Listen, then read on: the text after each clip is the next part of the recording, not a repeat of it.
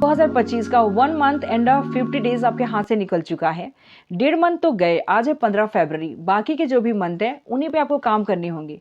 बहुत सारे लोगों ने ईयर के स्टार्ट में ही काफ़ी रेजोल्यूशन लिए होंगे, टू डू लिस्ट भी बनाए होंगे, गोल भी सेट करे होंगे, लेकिन इन 1.5 मंथ में उन्हें पता चल गया होगा कि कितनी ज़्यादा कंसिस्टेंट होके अपने काम को उन्होंने पूरा किया। अगर आप भी उनमें से एक हो जो आज का काम कल पे, कल का काम परसों पे डालते हो, तो इस वीडियो को जरूर देखें, क्योंकि प्रोक्रेस्टिनेशन एक बहुत बड़ा इशू बन चुका है। हर जगह अगर आप सर्च में जाओगे तो यही मिलेगा कि किस तरह से प्रोक्रेस्टिनेशन को रोका जाए, किस तरह से मैं खुद पे काम करूं ताकि अपनी चीज़ों को कल पे नहीं टालूं। एक छोटा सा सवाल आपको खुद से करना है अपनी इस इश्यूज़ को रिजॉल्व करने के लिए, कि जिन भी चीज़ों को मैं प्रोक्रेस्टिनेट करता हूँ या करती हूँ, उसके पीछे किसका हाथ है? क्या कोई और है इसमें इन्वॉल्व है, या आप खुद ही इन्वॉल्व हो? आपके काम जो भी डिले होते हैं वो कैसे होते हैं और क्यों होते हैं? जिन कामों को आप डिले करते हो, आखिर क्यों करते हो? वो आपके लिए महत्वपूर्ण है या नहीं है? कुछ छोटे छोटे क्वेश्चंस करके आप खुद फाइंड आउट कर सकते हो कि इसके पीछे रीज़न क्या है। तो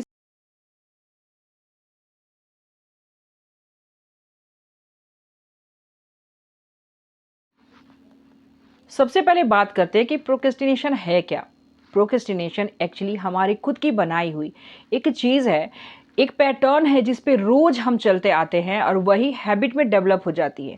आज का काम कल, कल का काम परसों, और वही जब हमें फील होता है ना कि हम अपने काम को फुलफिल नहीं कर पा रहे, एंड ऑफ द डे हमें गिल्ट फील होता है कि हम अपने काम को नहीं कर पा रहे, और यही दिन वीक में चेंज होती है और यही वीक मंथ में, और यही मंथ ईयर में बदल जाती है। यानी कि ईयर बाय ईयर आपको ये लगता है कि आप अपने काम को नहीं कर पा रहे। जैसे एक एग्जांपल देती हूँ, आप एक किताब लिखना चाहते हैं, आपने शुरू तो कर दी बट उसको फिनिश नहीं कर पा रहे हो, कहीं ना कहीं आप अटक जाते हो। आपने कोई रूटीन नहीं बनाई, कोई ऐसी जगह नहीं बनाई जहाँ पे बैठकर आपको लिखना है, और आपका ध्यान हमेशा भटकते रहता है, यानी कि फ्लक्चुएट करता है।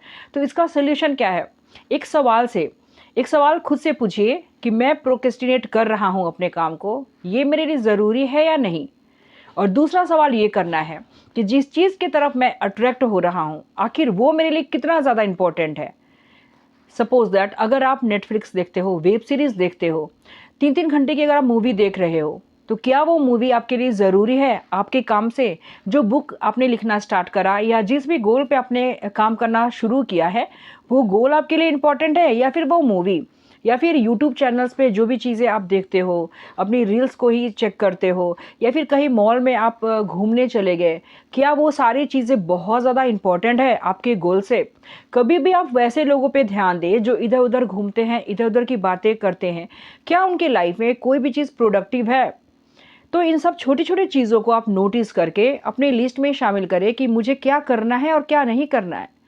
अब एफर्ट लेने वाली बात मैं करती हूँ, आपको किस तरह से अपनी इस प्रोक्रेस्टिनेशन की हैबिट पे कंट्रोल करना है। सबसे पहले आपको टू डू लिस्ट बनानी है, और उस टू डू लिस्ट में आपको चेक करना है कि सबसे इंपॉर्टेंट चीज़ क्या है। जैसे एक बुक लिखना, अगर आपको लगता है कि ये बुक मेरे लिए बहुत इंपॉर्टेंट है, तो सुबह सवेरे उठने के बाद आपको कम से कम 1 घंटा अपनी बुक पे ज़रूर देना है।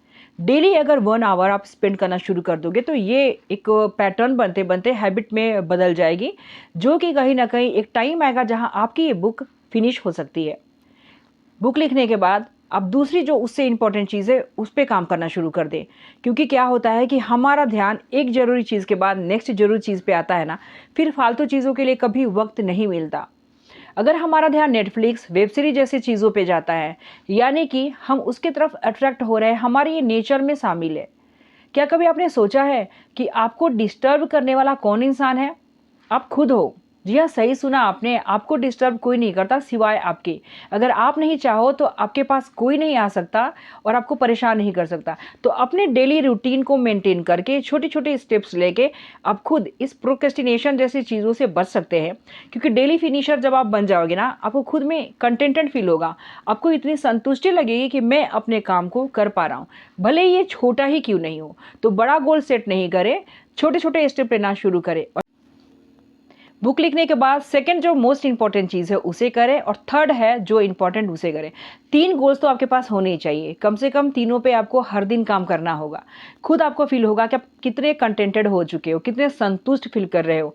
कभी आपको ये नहीं लगेगा कि मैं प्रोक्रेस्टिनेटर हूँ। अदरवाइज़ पूरी लाइफ़ आप खुद को ये मानते रहोगे कि मैंने बहुत सारी गलतियाँ करी, लाइफ़ में कभी भी कोई काम टाइम पे मैंने पूरा नहीं किया।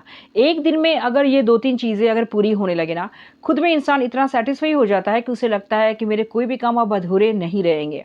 और ऐसे अगर आप हमेशा मल्टी टैलेंटेड बन के रहोगे, इस काम से उस पे अगर जंप करने की आदत है ना, तो एक भी टास्क कभी आपका पूरा नहीं होगा। अब बात करते हैं कि इन सब चीज़ों पे कंट्रोल कैसे किया जाए। कंट्रोल करने के लिए सबसे पहला टिप्स है, सोशल मीडिया में जितने भी फालतू ऐप्स आपने इंस्टॉल कर रखे हैं ना, उसे अनइंस्टॉल करना शुरू कर दें।